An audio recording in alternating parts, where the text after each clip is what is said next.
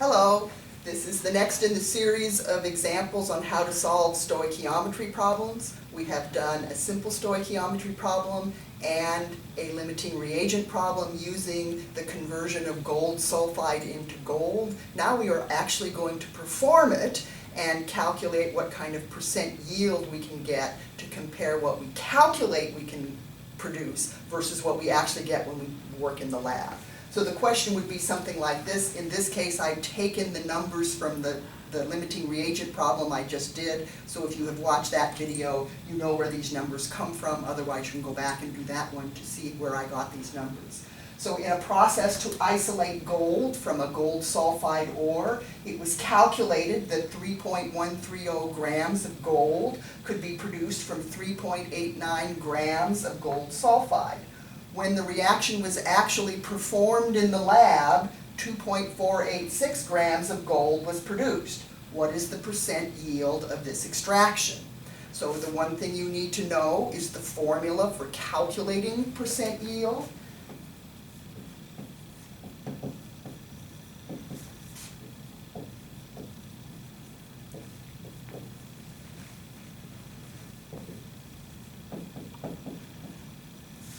There I've written it on the board.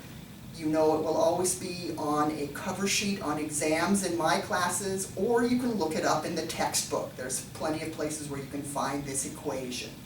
So we want to calculate the percent yield. The actual yield is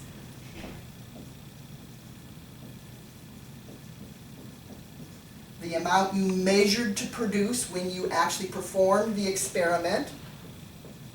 The theoretical yield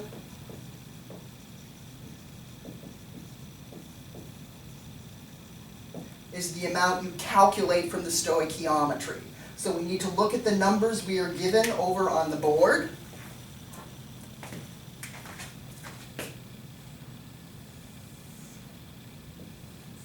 And it says 3.130 grams of gold could be produced from 3.894 grams, and specifically it says calculated.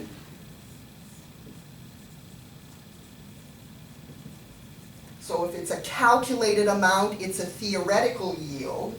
And then the other number I have here was when we did it in the lab, we produced 2.486 grams of gold.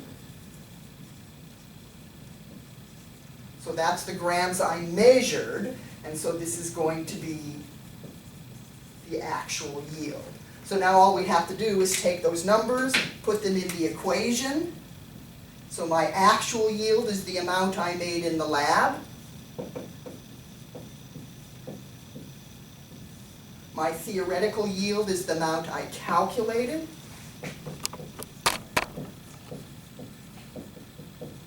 Times 100. Perform the math.